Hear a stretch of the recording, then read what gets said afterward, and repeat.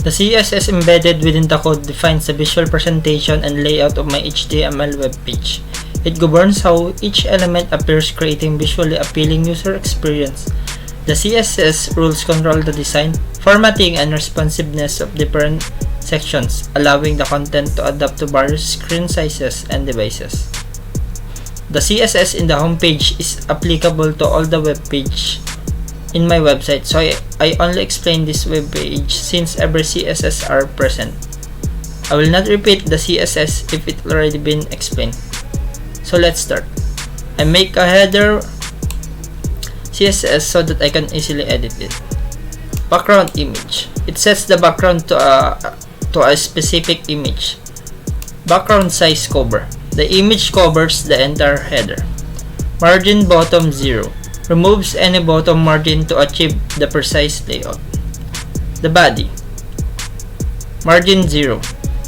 Resets the default margin, ensuring a clean layout. Background no repeat. Prevents the background from repeating. Background size cover. Scales the background image to covers the entire body. Display flex direction column. You're essentially setting up a flexible container where a content will stack vertically from top to bottom, creating a column-like layout. The H1. This is the title of my webpage, which is Braille's website. Font size 70px. Controls the size of the font of an element. Letter spacing 10px. Increasing letter spacing for improved legibility and visual impact. Font family Impact Sans Serif. Specifies the font family. WebKit text stroke 2px and a color code. Adds a 2-pixel wide stroke to the text. Color. Sets the text color. Text align right. Lines the text to the right within the element. The H2 CSS is the menu of my website. Text align center. Aligns the text to the center within the element. Overflow hidden.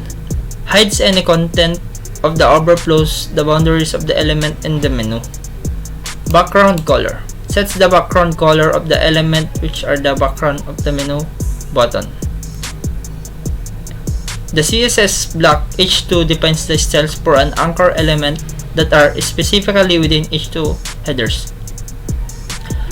Padding 7px 64px. Sets the padding around the content inside the 8 element to 7 pixels at the top and bottom and 64 pixels on the left and right.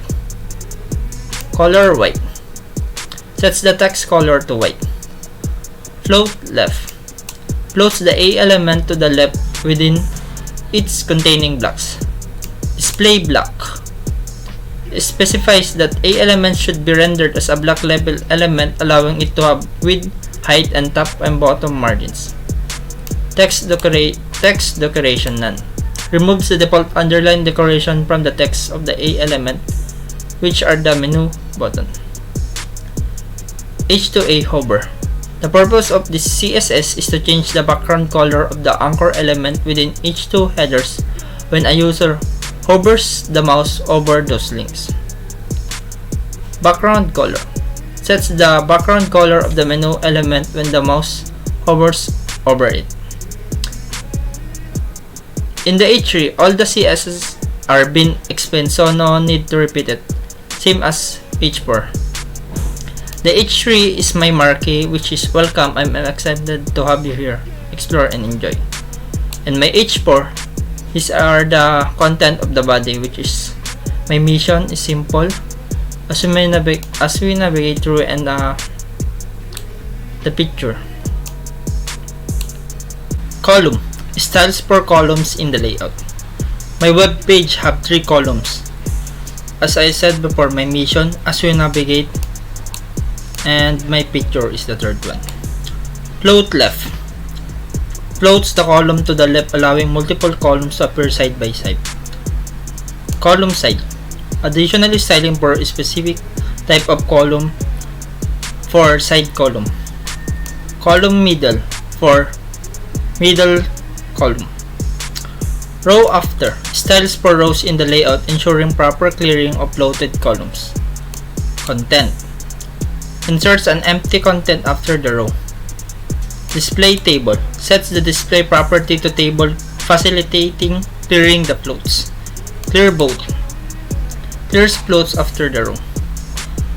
Media screen and max width 60px. A query for screens with maximum width of 60 pixels for responsive design. Column middle, column side, column middle. Adjust column widths for smaller screens. Image icon. The purpose of the CSS block is to standardize and control the appearance of images within the class icon by defining a fixed width, allowing the height to adjust proportionally and adding padding around these specific images. Height auto. Automatically adjust the height of the image while maintaining its aspect ratio based on the specified width of 50 pixels. In my footer. The CSS block footer specifies the styles for the footer section of the HTML web page. Line height 0 px. Sets the line height to 0 pixels, effectively removing any vertical spacing. This is my footer, copyright 2003, hosted by with the disclaimer. Media only screen and max width 414px. The purpose of this media query is to provide styles that are specifically designed for smaller screens such as mobile devices or narrow browser windows. It allows for responsive design, enabling the web page to adapt its layout, formatting, and content to better suit the smaller screen sizes. That's all, thank you. That is my CSS in my web page. Thank you again.